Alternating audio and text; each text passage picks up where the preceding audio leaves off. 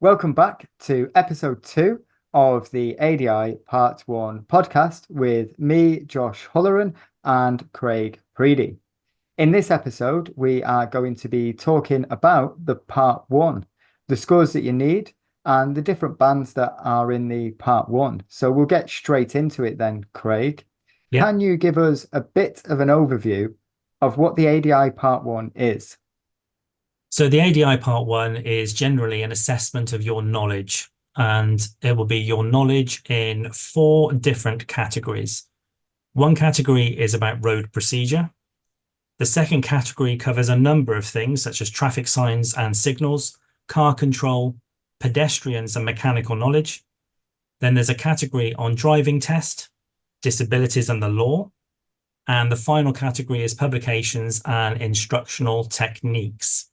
Now, for each of these categories, there will be 25 questions, and you will need to score a minimum of 20 in each of these sections. However, you do need an overall score of 85%, which means in one of those sections, if you're only scoring 20 in each one, then sadly that won't be enough. So you will need to have a higher score in at least one of those sections than just the basic 20. So you could, for example, have 100% in three categories, but only 80% in a fourth. And if that was the case, you would not pass. You'll have 90 minutes to answer 100 questions. And you'll also need to view 14 video clips. And this is your hazard perception element. And you'll need to score 57 out of 75 to pass the hazard perception element of the test.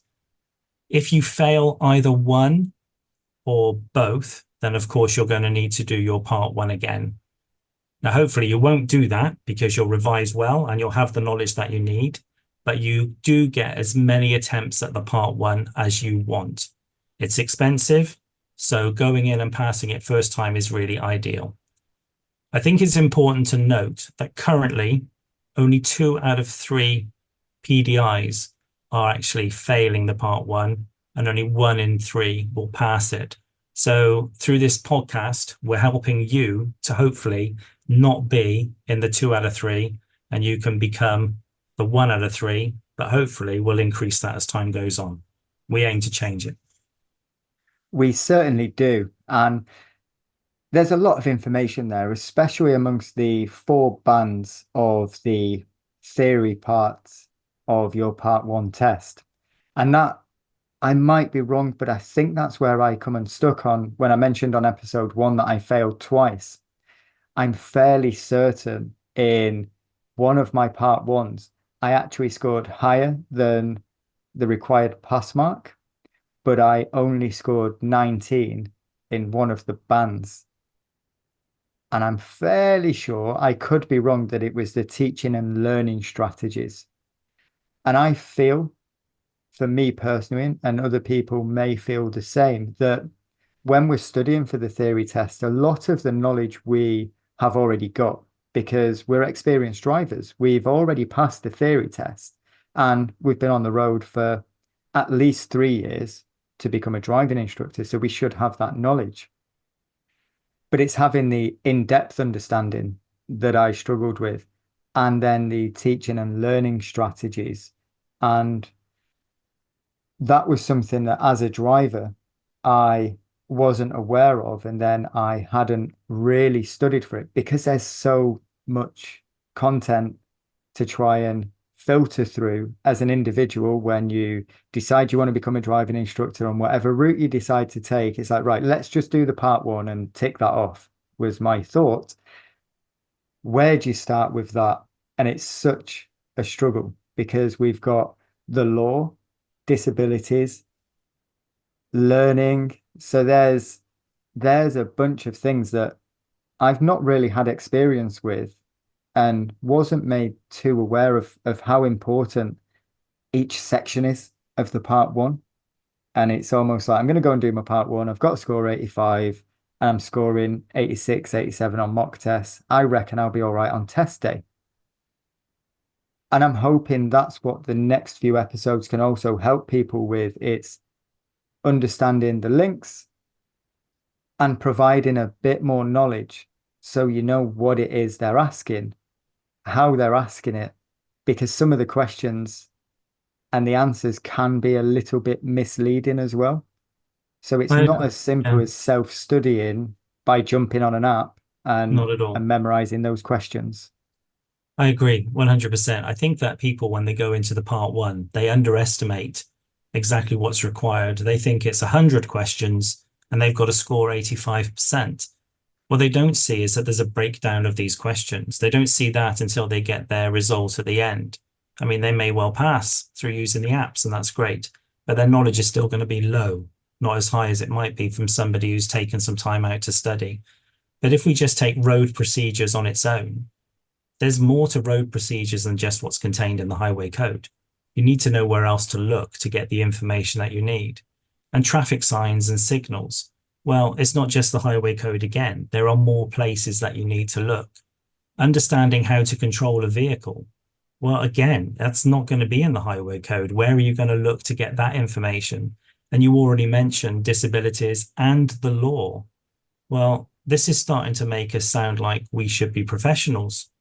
Oh, we are professionals. Imagine that. We imagine that. Well, we want to be professionals. We don't want to be somebody who scraped through the part one just by using an app.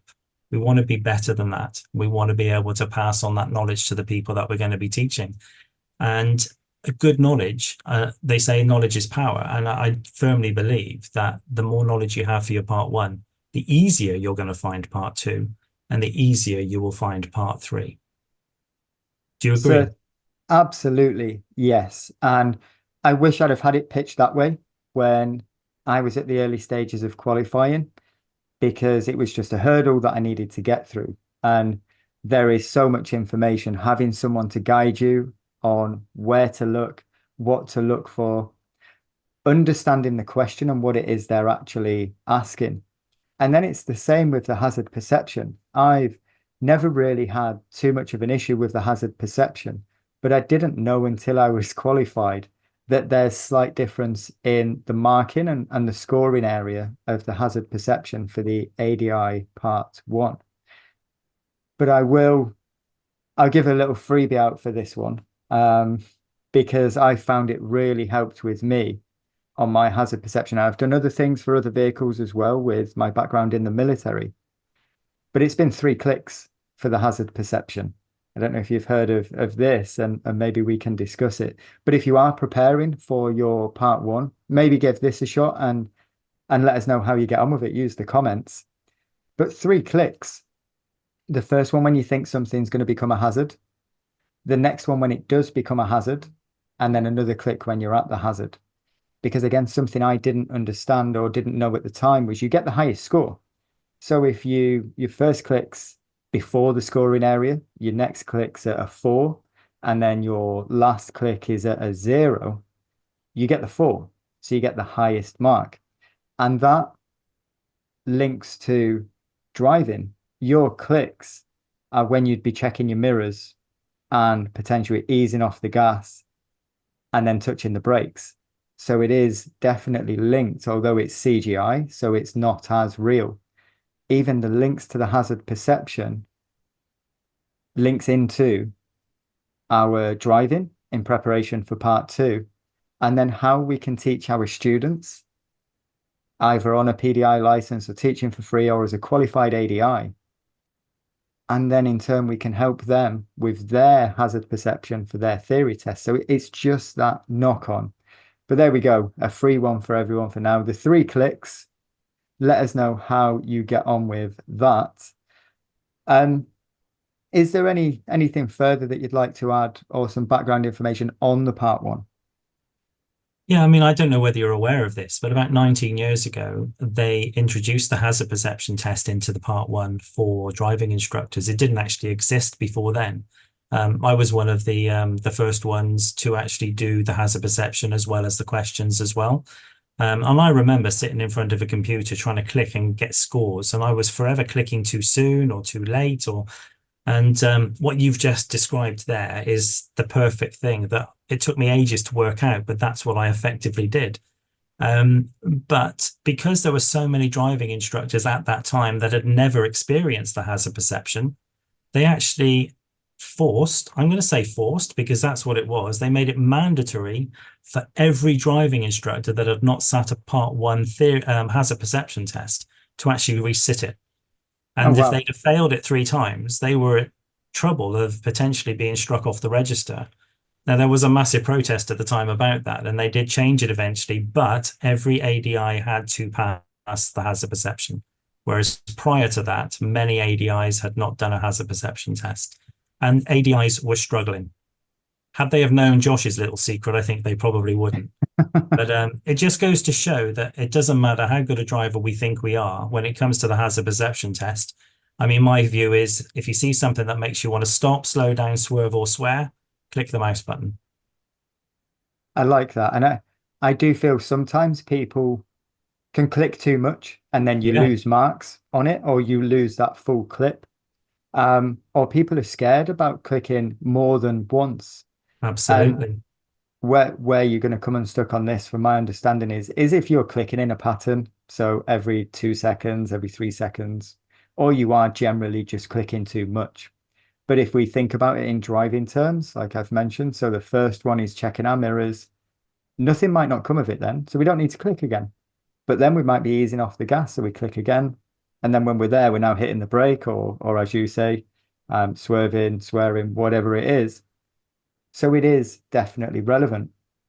But Yeah. there's a lot of information and we're going to cover a lot more. So if you're tuning in, make sure you get on to the future episodes.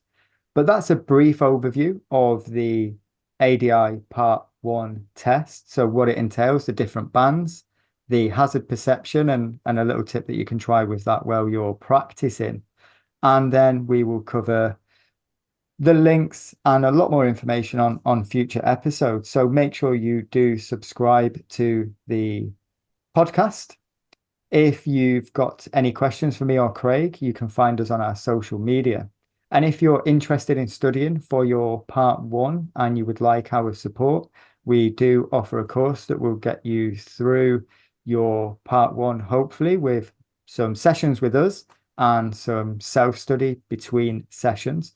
But all the information for that or me and Craig is available on our Facebook page or our Facebook group, and they're both available at the ADI Part 1 podcast. So hopefully we will see you on the page or in the group, and make sure you tune in for the next episode.